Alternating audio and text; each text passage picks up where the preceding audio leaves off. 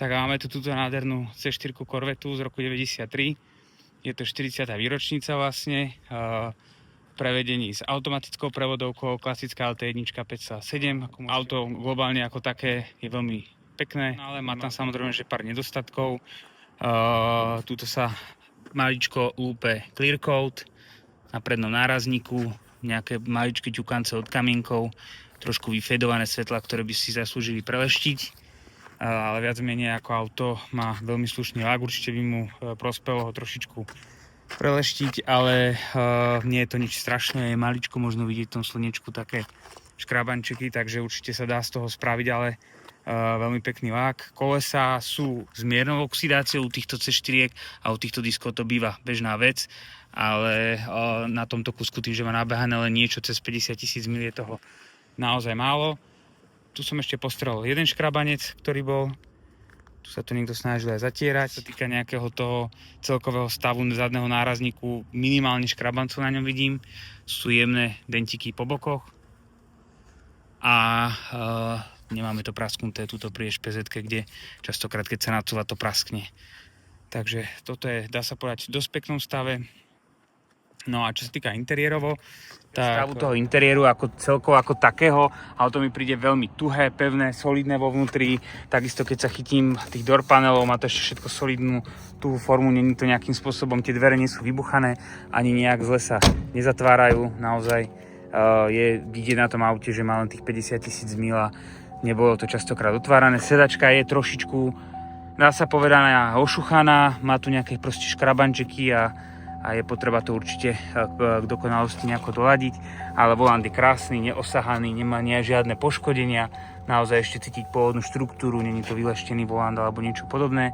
Na sedačkách máme teda logo výročnice, že sa jedná o 40. výročie.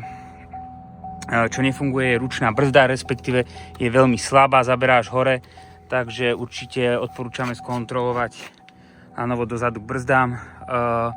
Takto inak auto je všetko plne na ňom funkčné, čo sa týka elektriky, sedačky fungujú, sú tie motorčeky také pomalšie, možno trošičku zatuhnutejšie.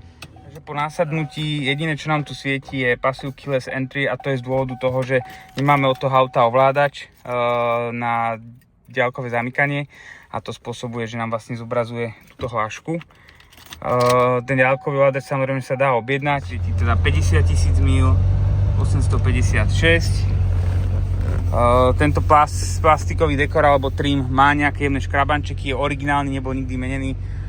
S predchádzajúcim majiteľom som bol priamo v kontakte a vysvetloval mi, čo sa na aute tak robilo, a čo sa týka interiéru mi tvrdil jediná vec, ktorá sa urobila, je toto aftermarket radio, ktoré má vlastne aj Bluetooth, čož je celkom príjemná výbava v dnešnej dobe.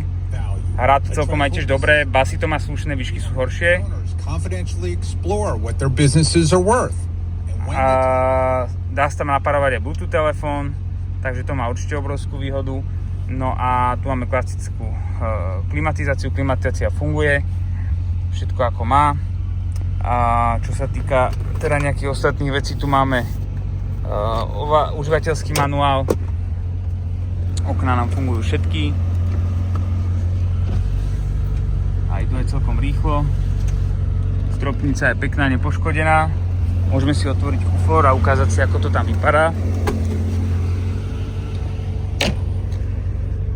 Že kufor, aj ten koberec celkovo vyzerá pekne, čistý, možno maličko trošku pretepovať, prečistiť tie kastlíky. Vo vnútri sú takisto čisté. Nie je tam žiadny znak, že by sa to niečo niekedy vylialo, alebo bolo to nejaké poškodené od niečoho prípadne.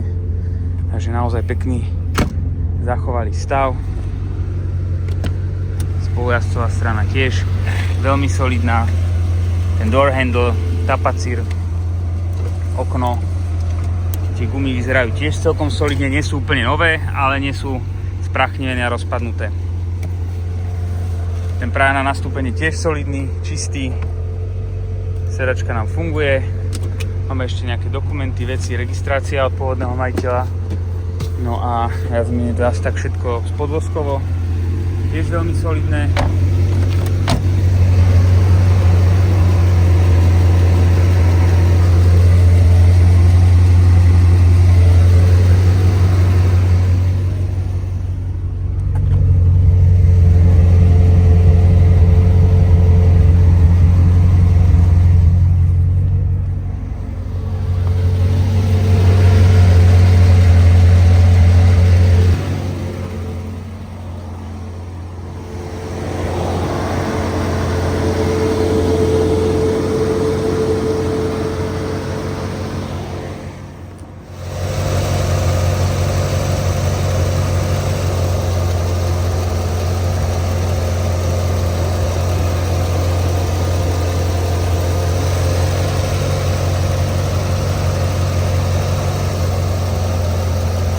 tiež pekne. Máme tu teda aj tie nové svetlá.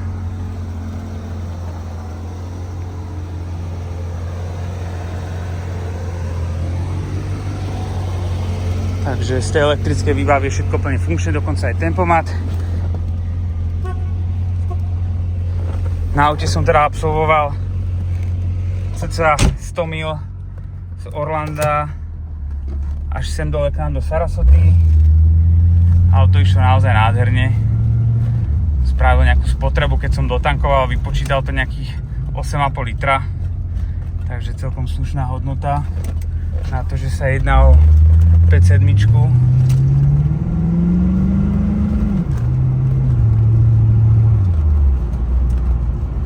Máme 25, tak to nemôžeme ísť moc rýchlo.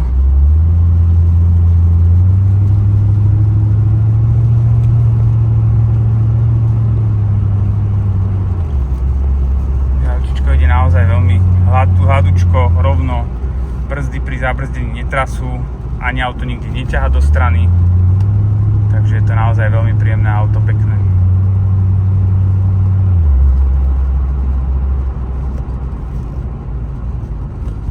Určite samozrejme, ako som spomínal, to auto nejakú dobu majiteľa stálo. Máme tu aj štítok, kedy sa robil naposledy olejový servis.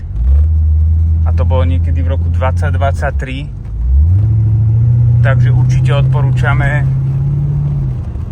Je to silné. Určite odporúčame spraviť olejové servisy na tom a celkovo si to auto dať do takého stavu, že budú všetky náplne pokontrolované, vymenené. Tuto máme ten štítok, ako to bolo v Lakelande na olejovej výmene 5.6.2024. Mala byť ďalšia pri 54 000 mil. Aktuálne 50 000, to je next service, to znamená ďalšia. Takže to auto malo zrejme nejakých 48 000 a bolo to v roku 2023. Takže určite vymeň dole. My sme len skontrolovali kapaliny, nič nechybalo, z auta nič netečie, takže za nás absolútne bez nejakých problémov. Mechanicky to auto by bez problémov došlo aj z Nemecka, keby ste chceli ísť na ňom ešte z prístavu a nebudete chcieť výkladku v Čechách, takže tých možností je samozrejme, že mnoho, ale auto je krásne, plne funkčné, pneumatiky neháču, netrasú, išiel som s tým aj nejakých 85 mil, úplne bez problémov. Nie sú ani staršie, sú nejaké štvoročné, myslím, alebo trojročné, myslím, že 122, keď sme pozerali, takže není to nič strašné, takže za mňa úplne v kľude s tým sa hneď vydať na cestu, ale na sezónu určite odporúčame vymeniť olej aj všetko spraviť, lebo predchádzajúci majiteľ sa o to staral. Ale tým, že sa mu už horšie do toho nastupovalo, alebo starší, sa rozhodol proste to auto odpredať a už mu potom len stálo v garáži a nejazdil na ňom moc. Takže keby vás ešte čokoľvek iné zaujímalo ohľadne autička, dajte vedieť, určite sa nám ozvite na e-mail shipteo@shipteu.com, prípadne si môžete vyžiadať na mňa ako telefonický kontakt a ja vám vozidlo môžem ešte predviesť na videohovore a môžete sa opýtať prípadne na to, čo vás zaujíma.